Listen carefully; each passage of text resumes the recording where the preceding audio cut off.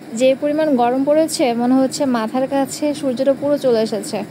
এই যে গরমটা পড়ছে এটা আমাদের নিজেদের হাতে উপার্জন করা একটা প্রাকৃতিক দুর্যোগ বলা যায়। আপনি প্রকৃতিকে একটা সুন্দর গাছ উপহার দিন, প্রকৃতি একদিন আপনাকে সুন্দর পরিবেশ উপহার দিবে। সালামু আলাইকুম, সবাই কেমন আছেন? আলহামদুলিল্লাহ, আমিও ভালো আছি। আব্বু বাসায় আসলে তো নানা রকম মজার মজার খাবার দাবার রান্না করা হয়। তবে আব্বু যতই মজাদার খাবার সামনে থাকুক না কেন, আলু ভর্তা আর মসুরের ডাল যদি সামনে থাকে, আব্বু কোনো মজাদার খাবারের দিকে আর চোখ দিবে না।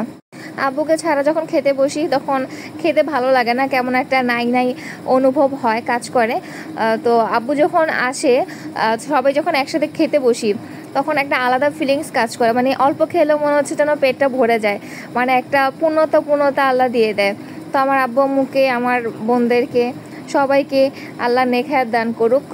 আব্বু বলেছে তরকারিতে একটু ঝাল দেওয়ার জন্য, ঝাল খেতে নাকি ইচ্ছে করছে, কিন্তু যে পরিমাণ ঝালের কথা বলে অত পরিমাণ কিন্তু খেতে পারে না।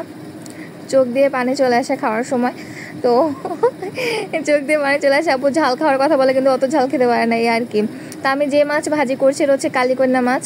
এটা হচ্ছে লোকাল ভাষায় আমার আম্মু বলেছে কালীকন্যা মাছ। এখন কোন জেলায় কী মাছ, এই মাছের কী নাম, আপনারা আমাকে কমেন্টে জানাবেন। আর এই মাছটা রান্না করেছি আমি টমেটো দিয়ে। তো মাছ রান্না করার পর যেটা করেছি আমি, শশার সবজি করেছি মসুরের ডাল দিয়ে।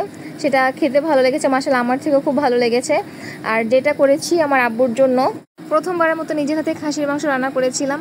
যেহেতু প্রথমবারের মতো রান্না করছি তো মনে তো একটা ভয় কাজ করে যে খাসির মাংস খেতে কেমন হবে, যেহেতু খাসির মাংসে একটা আলাদা স্মেল থাকে, তো ওইটা থেকে যায় কিনা স্মেলটা, তো ওইটা একটা টেনশন থেকে যায় বাড়তি। তো নর্মালি খাসির মাংস আম্মু আমার বোন রান্না করে, তো আমি প্রথমবারের মতো রান্না করেছিলাম। তো খেয়ে সবাই বলেছে মাশাআল্লাহ খুব ভালো হয়েছে। আমি তো খুব খুশি যখন কেউ বলে আমার রান্না ভালো হয়েছে। আর যেটা করেছি চিড়া, তারপর হচ্ছে চাল, ছোলাগুলো সব ভেজে রেখেছিলাম আব্বুর জন্য অনেক আগে, যেহেতু আব্বু চট্টগ্রাম চলে যাবে, তো এগুলো যাওয়ার সময় আব্বুকে এগুলো প্যাকেটে করে দিয়ে দিব, যাতে বাসায় বসে অবসর সময় খেতে পারে, এই আর কি।